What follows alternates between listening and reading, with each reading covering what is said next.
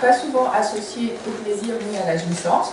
Dans les pratiques taoïstes millénaires, un centre d'énergie vitale dans lequel peut s'installer des stagnations. Enfin, il y a des énergies qui peuvent stagner. La pratique occidentale qui est thérapeutique, mais pas que, puisque elle peut amener aussi à des orgasmes qui ne sont pas reconnus comme tels par la profession médicale, parce que ça ne passe pas par le pénis, mais qui sont perçus comme, de toute façon, avec tous les signaux d'une jouissance, c'est-à-dire d'une montée d'énergie extrême qui se diffuse dans tout le corps et qui amène à un bien-être, une sensation de détente et de presque planer. Il y a des points de pression aussi qui peuvent, on a vu là tout le long, ici, tout le long du périnée, et il y a des points de pression qui, en appuyant justement très fort, correspondent à la prostate, c'est-à-dire qu'ils ont une relation directe d'un point de pression ici à la prostate. Donc on peut avoir un massage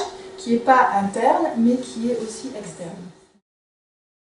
Les pratiques taoïstes, des sages anciens qui le préconisent, et le préconisent non seulement pour vivre plus longtemps, puisque ça part du centre du premier chakra, donc de l'énergie qui circule, mais qui aussi le préconise pour préserver son énergie, c'est-à-dire préserver sa semence vitale.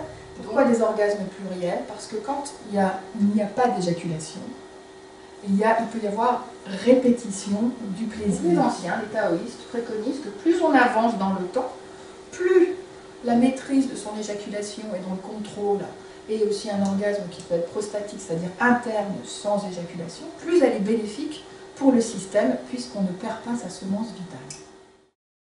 Et ça va être sensation qui est interne, puisqu'on ne se concentre pas sur le pénis. Il va falloir se concentrer sur ce qui se passe à l'intérieur de soi. Donc c'est à nouveau un déplacement des sensations et de la conscience de ce qui se fait habituellement. Donc c'est bien, voilà, de prendre le temps d'apprivoiser ces sensations, juste d'être à l'écoute. Et les hommes à l'écoute de leur ressenti, c'est déjà souvent un grand pas.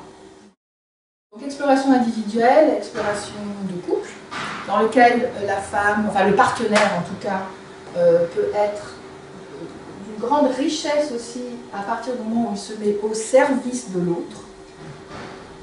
Au service de l'autre parce qu'il peut embrasser, caresser, masser. C'est vraiment ce que j'appelle une ouverture à soi et aussi à l'autre.